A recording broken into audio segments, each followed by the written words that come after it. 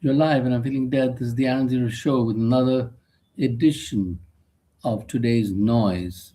And happy 4th of July to all our American friends. So much to celebrate about.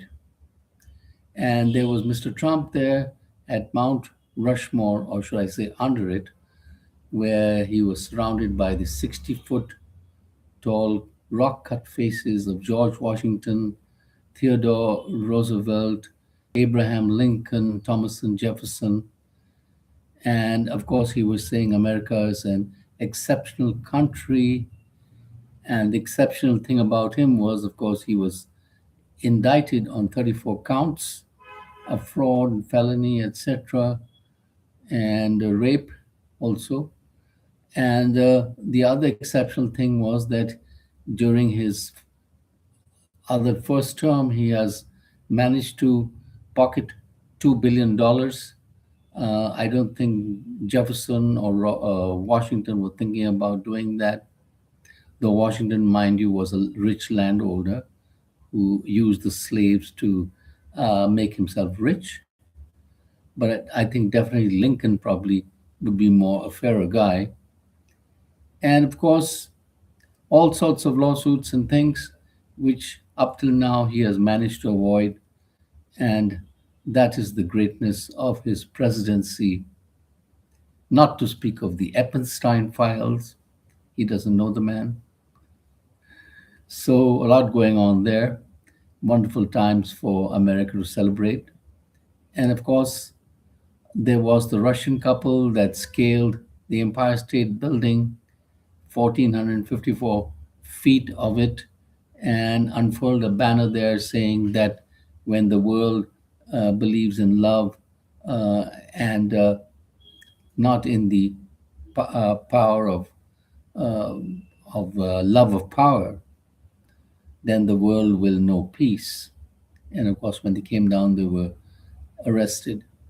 But quite amazing, I would say, these skyscraper people without any ropes, assists, anything.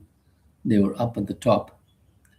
And then, of course, we have the Taylor Swift wedding, which officially was celebrated earlier, I believe, on the 3rd of July.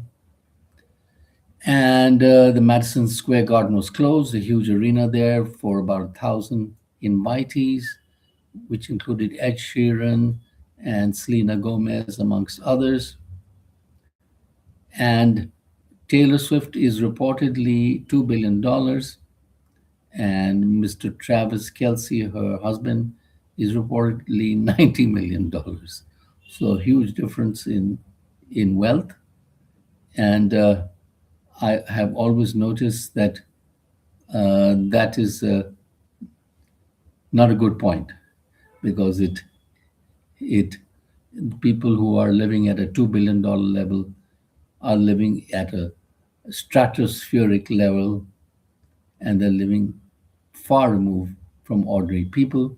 Mind you, I saw Taylor Swift when she was just an ordinary person, an ordinary girl of 18 in the 1990s. She was singing a song dedicated to Tim McGraw, who was a country music artist. We're talking about 30 years ago.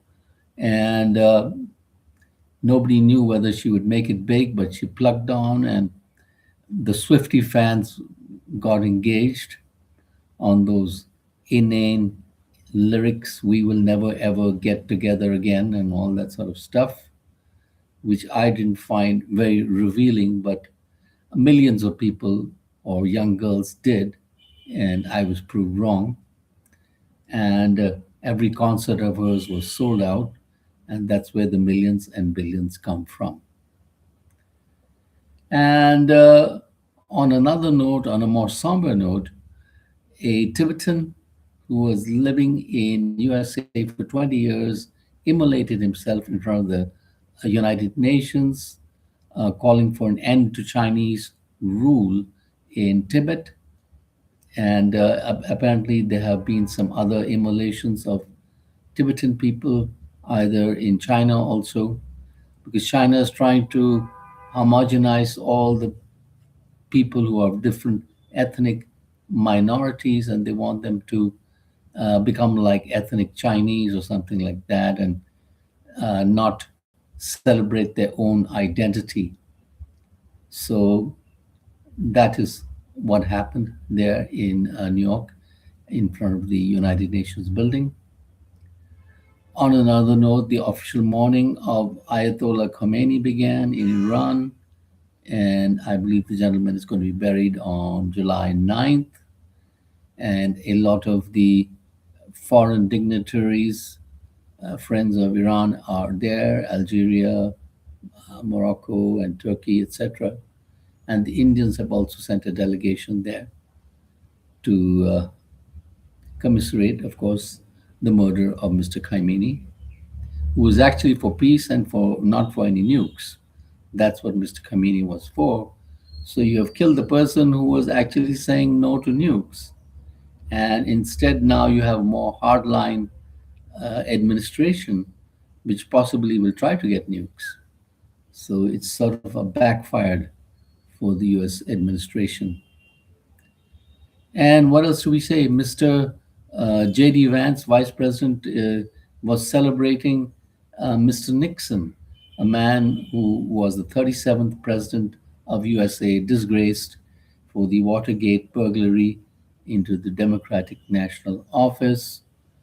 So when you're celebrating a person who's already been convicted, it's it's tells a lot about you basically, because you shouldn't be celebrating people who are crooks. But apparently, for Mr. Vance, like Mr. Trump, it's no big deal. Actually, it is a big deal because president is not above the law. That is what Obama also said during his presidential library opening: "Nobody's above the law."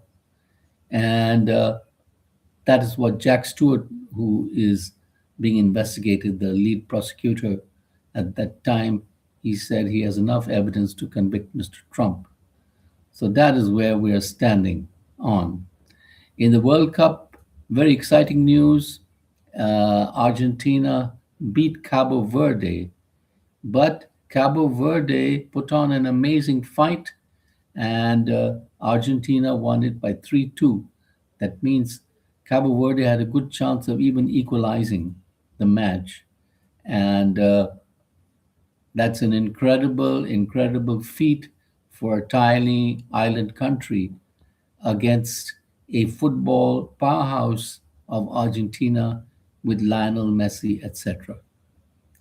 So they deserve a medal just for that. That's what I would say. A separate trophy. And in other news, what do we have? We have the Prime Minister of Japan's visit to India, very successful, a lot of trade deals, 129 memorandum of understanding signed, and more production. Indians are looking, of course, for uh, co-production in critical minerals, AI, etc., as well as defense deals. So, all in all, it will probably be a good deal for both India and Japan if they can take their trade partnership further ahead and do the payments in other than dollars. So that benefits both Japan and India. And already Japanese companies are doing very well in India, at least the auto companies, to my knowledge.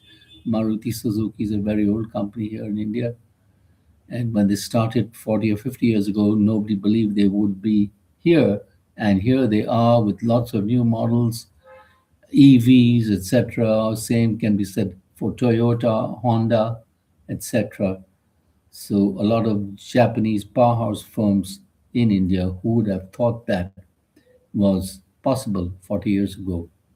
And so the message for India is that India has to do what Japan did at the end of World War II. They took apart everything and made it their own and assembled stuff and took off from there.